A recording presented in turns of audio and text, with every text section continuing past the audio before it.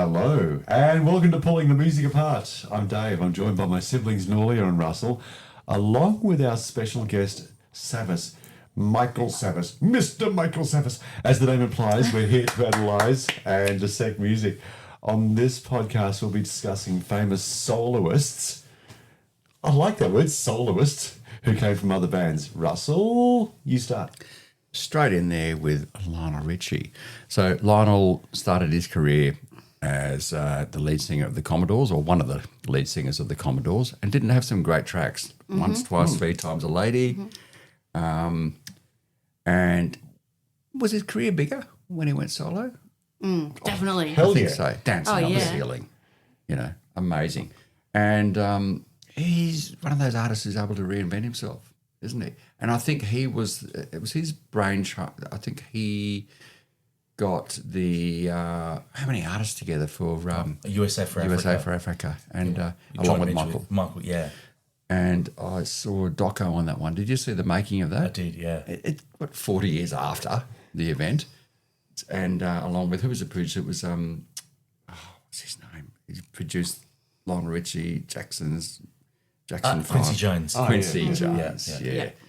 So they co-produced the whole event, and a clever man and a great soloist, Lionel Richie, once, twice, three times a lady, dancing on the ceiling.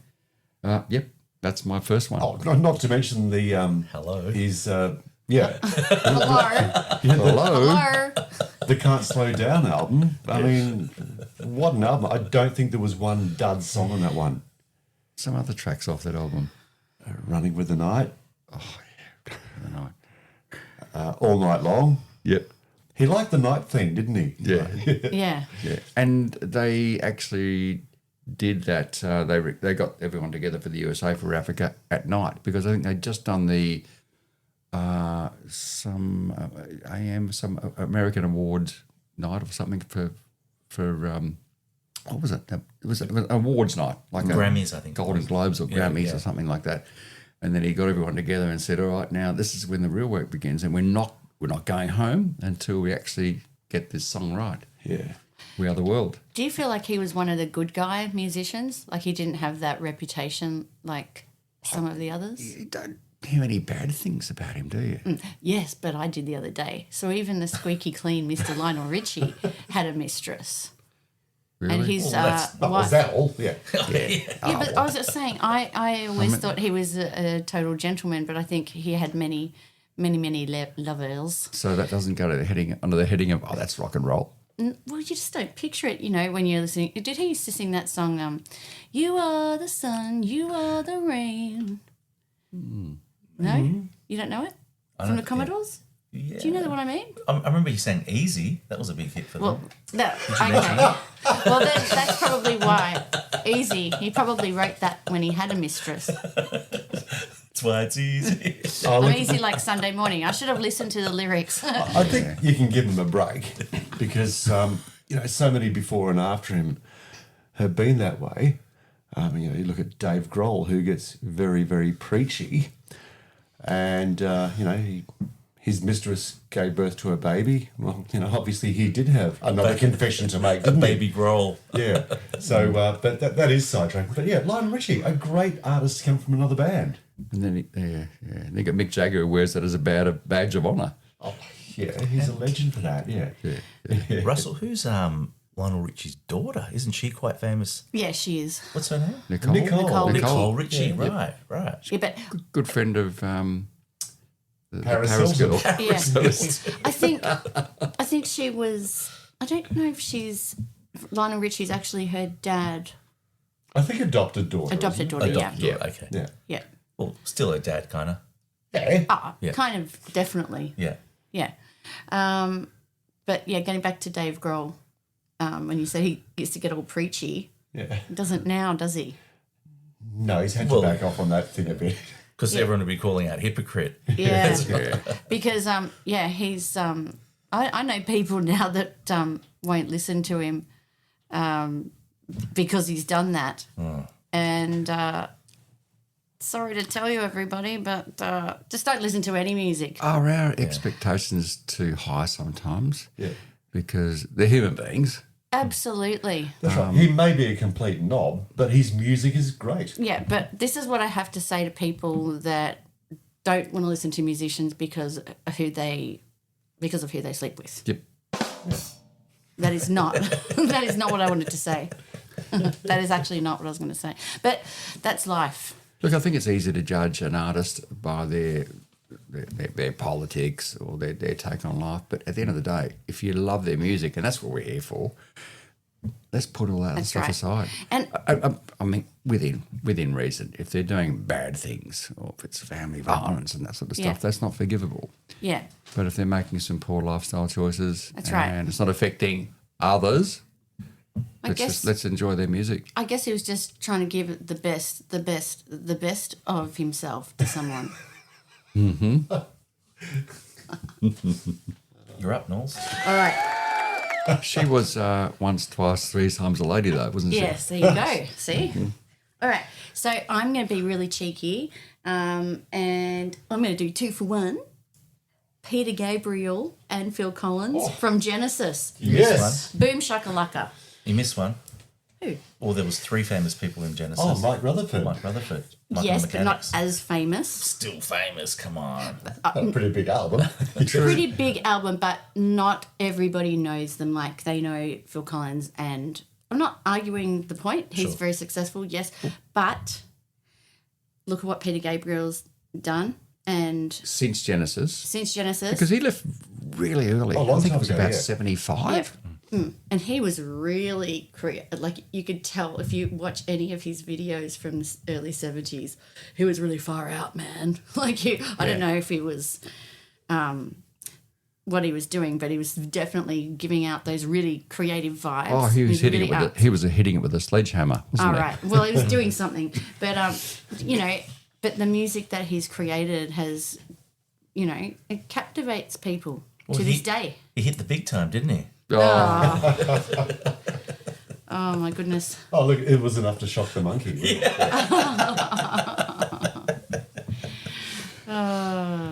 So, and obviously we have spoken a lot about Phil Collins. Everybody knows Phil Collins and what he's been able to achieve.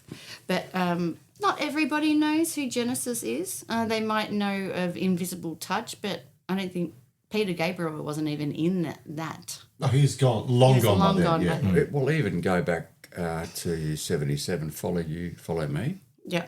Peter was gone. From the album, and then there were 3. Yeah. So there you go. Which obviously refers to No more Peter Gabriel. Anyway. he gone. Yeah. Savvas. All right. Another curveball for me. Everybody knows the band Inxs, but when they toured, they had a female backing vocalist. Oh, And hang on. her name Hang was- on. Hang on. Was it Linda Ball, Vicar Ball? No, you're thinking of the Black Sorrows. Okay. Joe Camilleri and the Black Sorrows. Can you give us a cryptic clue? Her surname was Morris. Oh, Jenny. Jenny Morris. Jenny Morris, A yes. good clue would have been she's from New Zealand. But yeah, okay. Is she Kiwi, is she? Well, Yeah. Oh, Yeah. right. Is she? I didn't know that. And did you know she's just got to be loved? I was going to say that. Oh, I'm sorry, I had to have my turn. I just thought that was really cool that she started off as Inxs's, touring backing vocalist and then had a big prosperous career in Australia. Yes. Yeah, through the 80s till about the early 90s. Yeah. I haven't heard her do anything since. Maxim. Right. Hey, didn't Kate Sobrano also do backing vocals for Inxs at one she stage did. in It Burn For You? Excess and the Models. Yeah. Yeah. Yeah. There you go. But Jenny Morris, I love that album.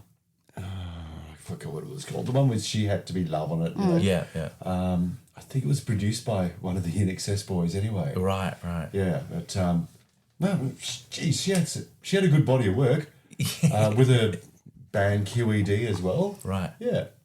Yeah, I just thought, came out of obscurity. I like it. Yeah. Thankfully, it was one we all knew. Right. Yes. Over to you, Dave. Jeez, we dodged that bullet. Okay, what I'm thinking of here is lead singer of Chicago, Peter Cetera. Mm-hmm. He had a pretty successful solo career after Chicago. and produced by the same bloke, David Foster, who produced Chicago's last few albums. You know, that Karate Kid song. Yep. Yeah, just to name a few. Yeah, look, he's done well. He's more of the genre or music purists hate to hear, but I'm going to say those words now. Yacht rock. Look, I'll say it. It exists. Right. It really exists. Well, we gave it another term before, adult contemporary. Yeah. I don't like either of them. No. Well, there's a resurgence of it, though. Well, a friend of mine called Tom Mann, he's a drummer. He's in a band now called Yacht Rock. And that's what they do. They play yacht rock. Yeah. And they like covers, and they're quite successful. So you mentioned Peter Cetera with the Karate Kid song. I know that one. I am a man who will fight for your honor. Like a knight in shining armor. That was the guy from... Was that the same guy? Yeah. Wow. But like, I'd also say that genre also had the corny lyrics in it too.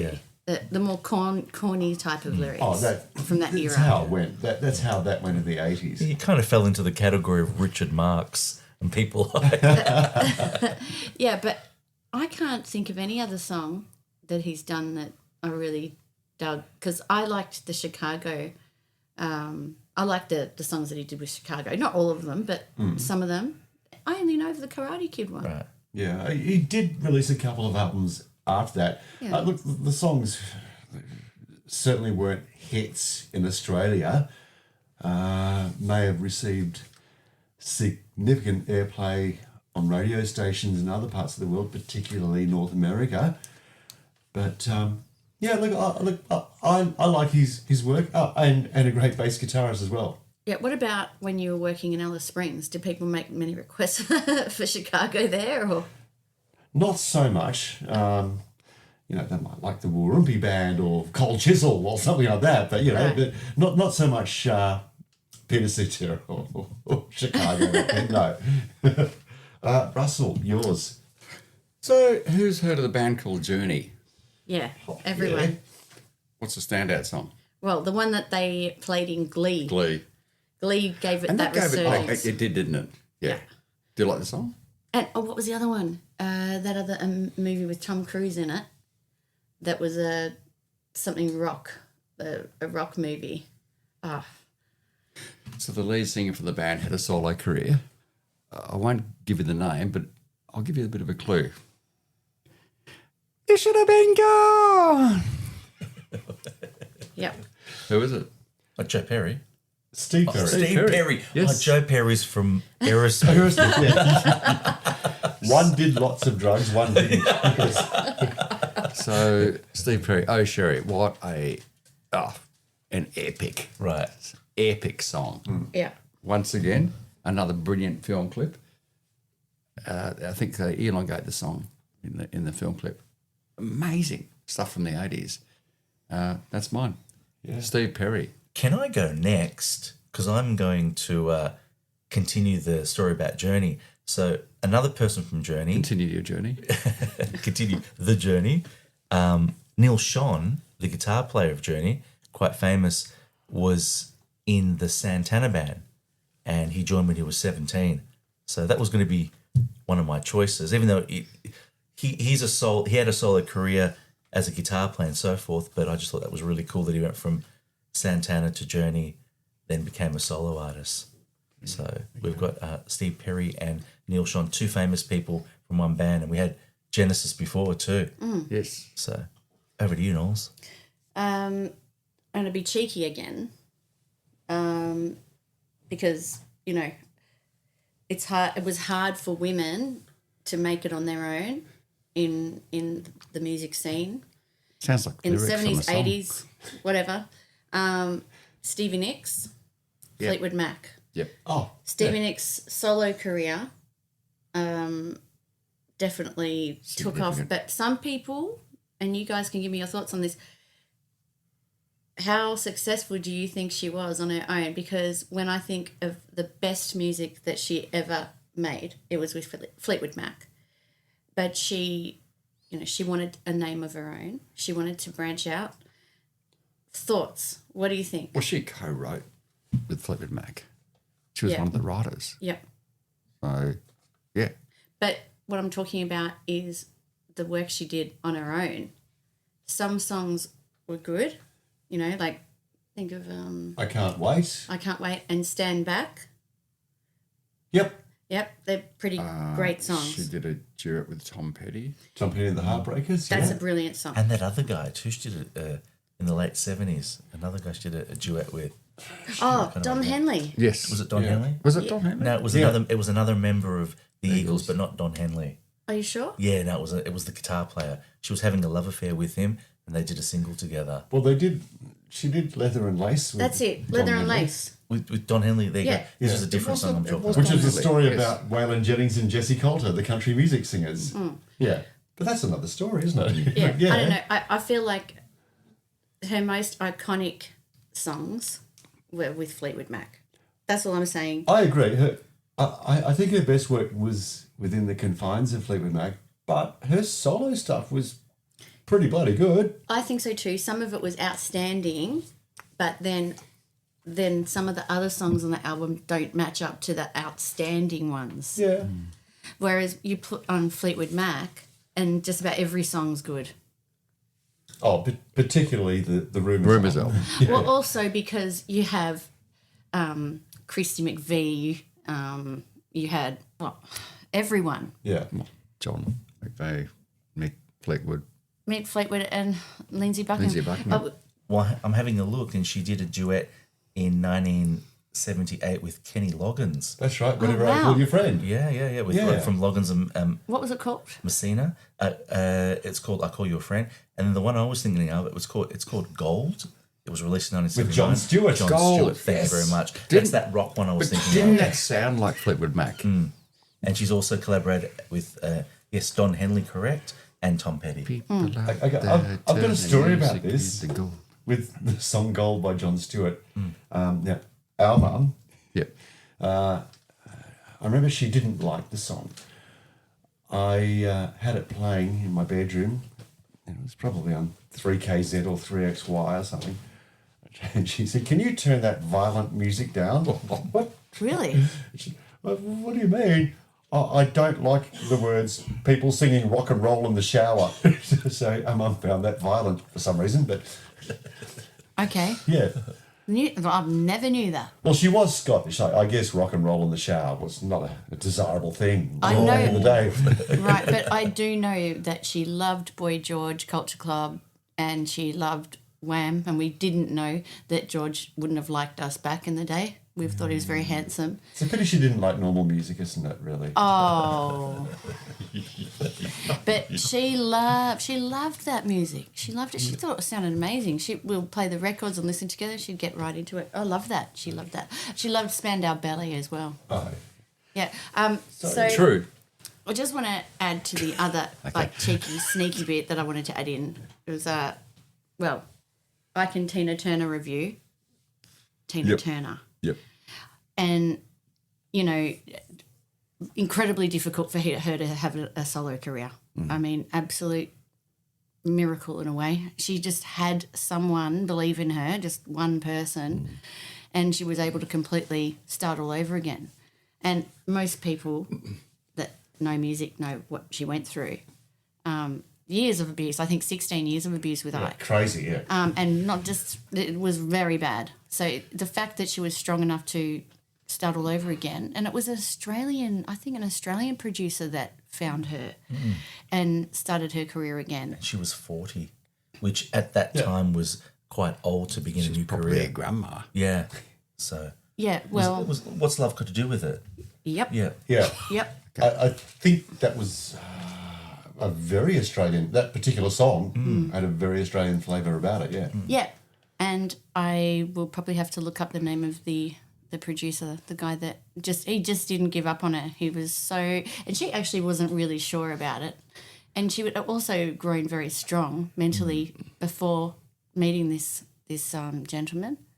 It's funny that you say that, because I've seen her live concerts in Australia, footage of it, and she always says, "I've got a strong connection and a strong affinity with Australia. Thank you. That's And, why. That's why. Now I understand. Yeah. I love that whole Private Dancer album, by the way. It was really good. But I was fortunate enough to see the Tina Turner production that came out and is no longer here in Melbourne now. That was one of the best musicals I've ever seen in my life. Right. And I really felt like I got to learn so much about her from the amazing script and performances.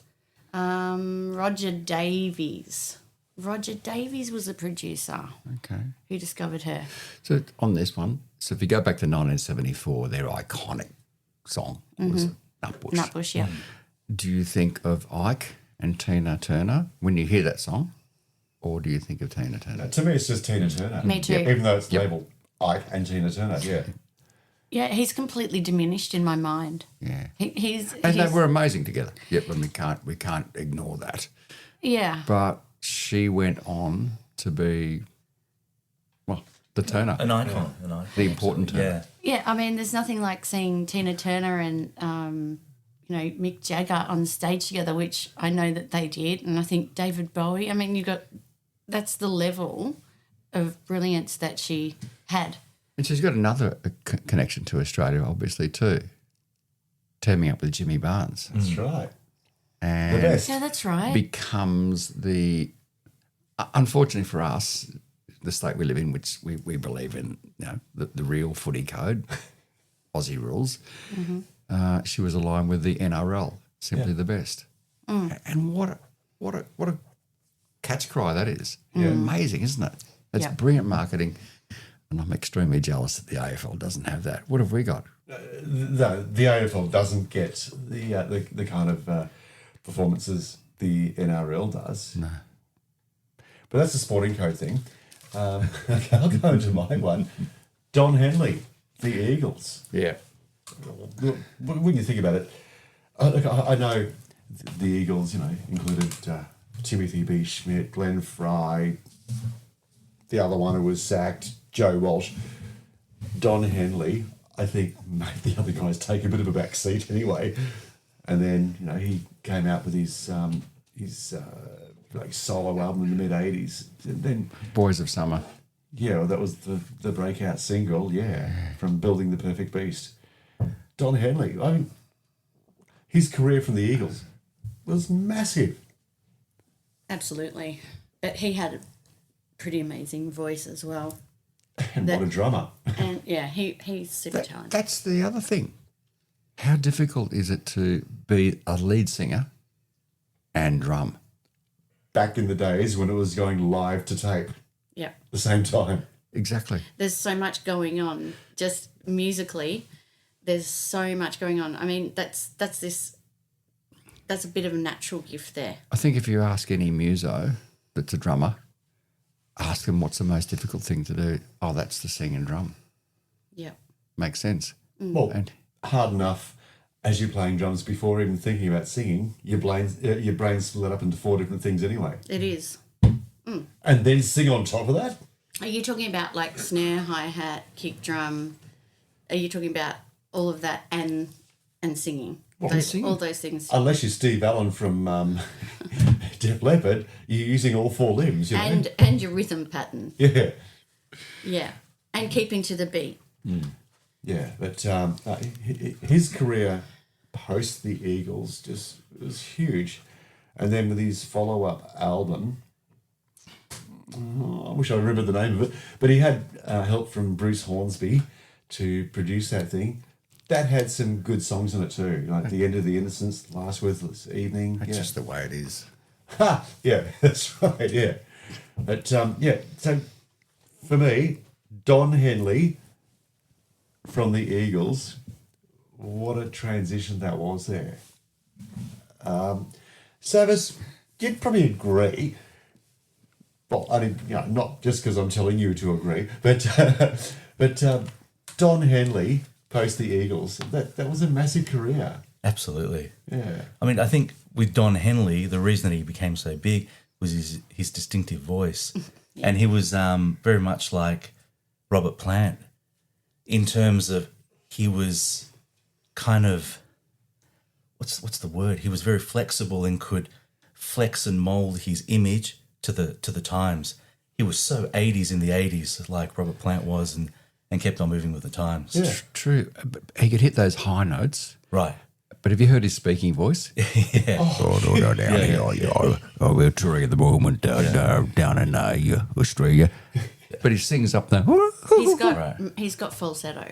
He's got great falsetto. Got great falsetto, yeah.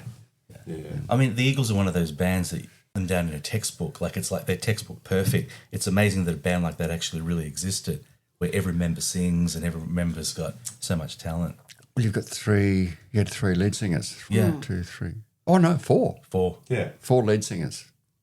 So And they all have really unique tone. I think the tone in their voice too, along with, I don't know, they've got that rock style, plus they've got those brilliant falsettos when they sing.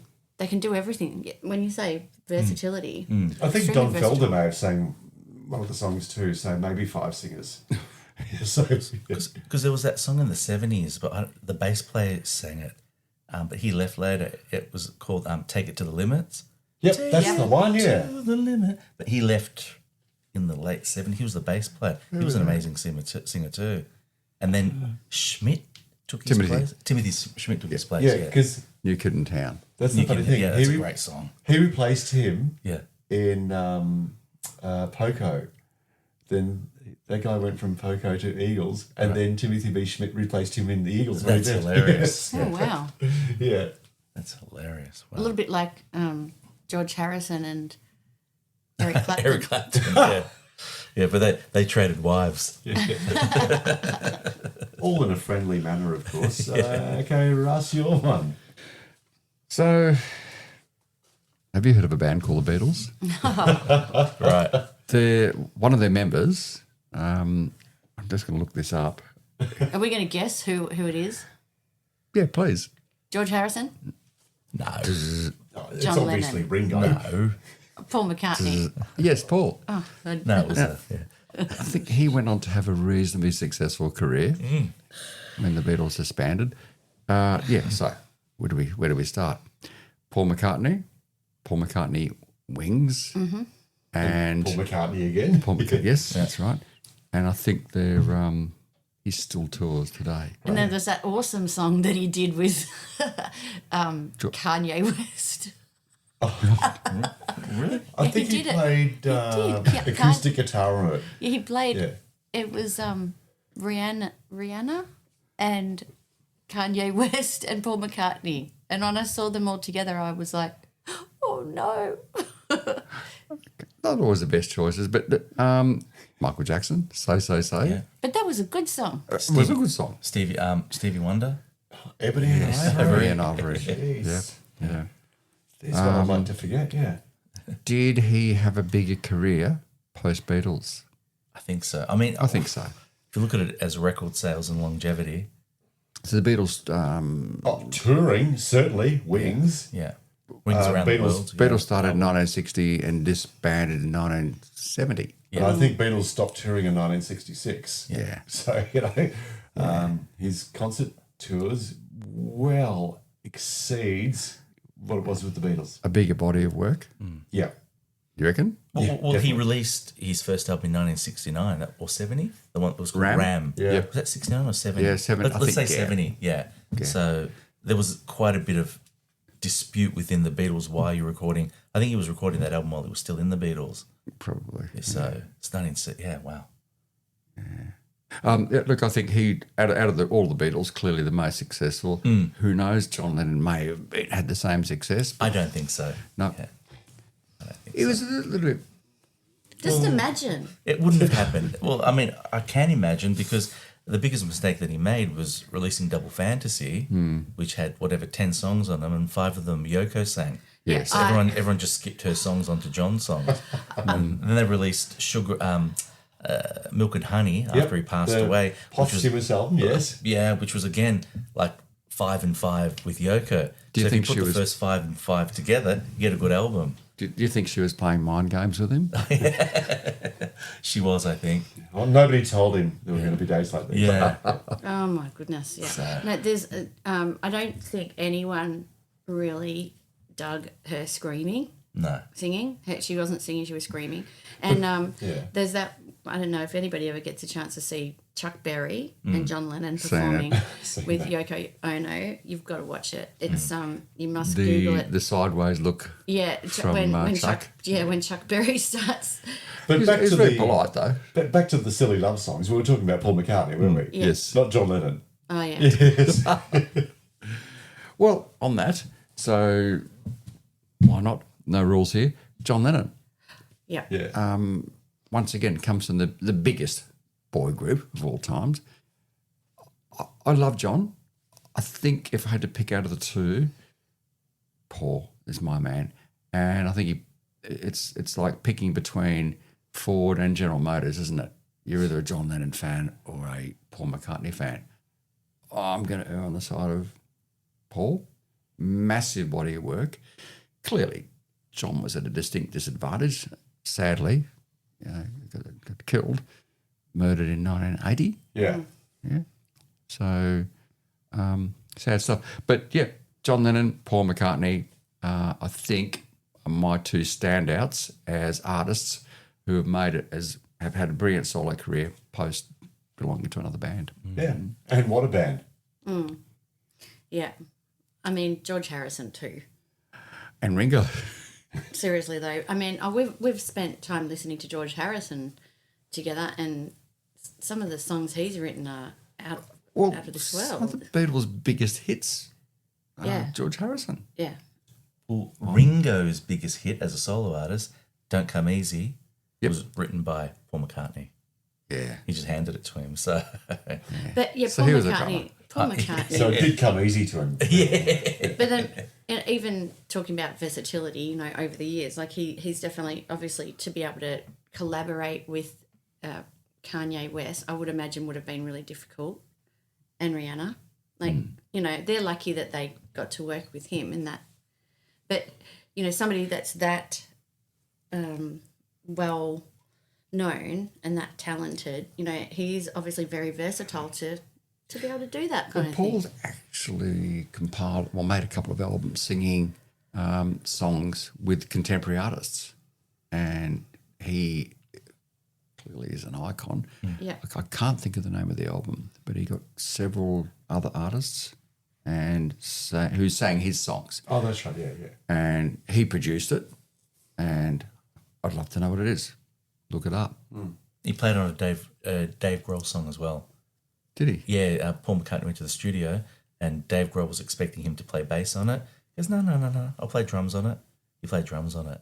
Well, there's And Dave Grohl was astonished how much of a good drummer he is. multi-instrumentalist. You've He seen played everything on Let It Be pretty much. So, you've seen Paul live. yeah. We were lucky enough to see him last year before, Yeah. live. And during that concert, obviously we saw him play bass.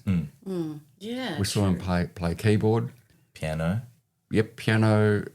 He picked up his little lead or a rhythm. Yeah. And- it was a Les Paul. mandolin as acoustic, well. A mandolin. Yes. And a ukulele. And Yeah. did, Talking did about we the see songs him that- drum? Possibly. No, he didn't drum. Didn't drum? I don't think he did. We may have privately.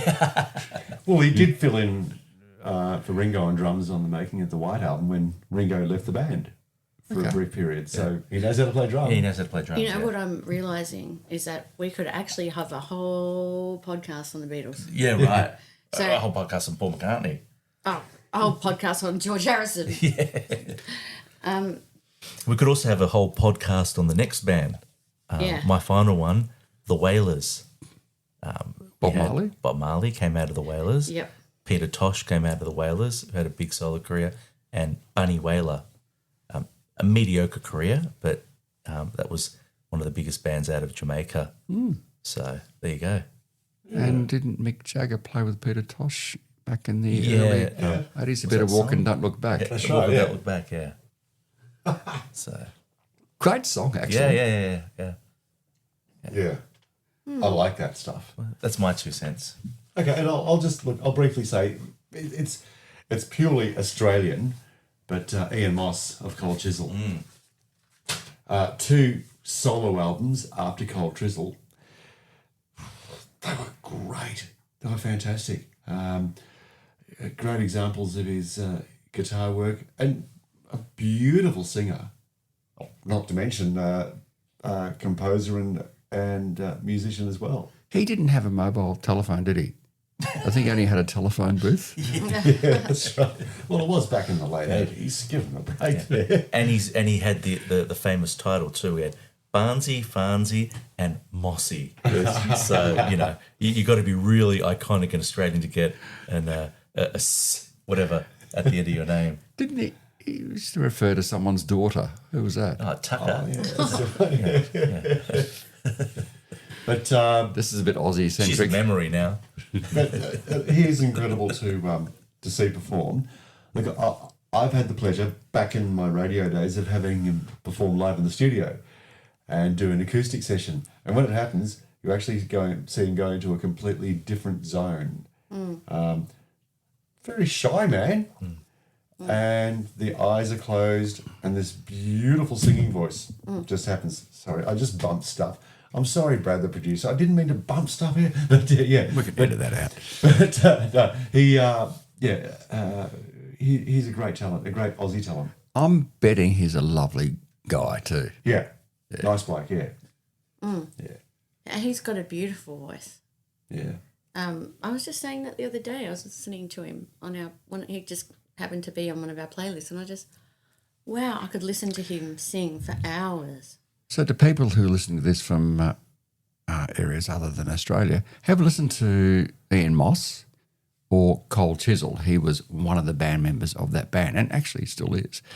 Ian Moss, check it out. Beautiful. Well, that's it for this episode. If you have any questions, you just want to leave a comment, feel free to reach out to us on Instagram at Pulling the Music Apart. Our next episode is almost ready, so stay tuned for its release. Until then, keep listening to the music. Thanks for tuning in.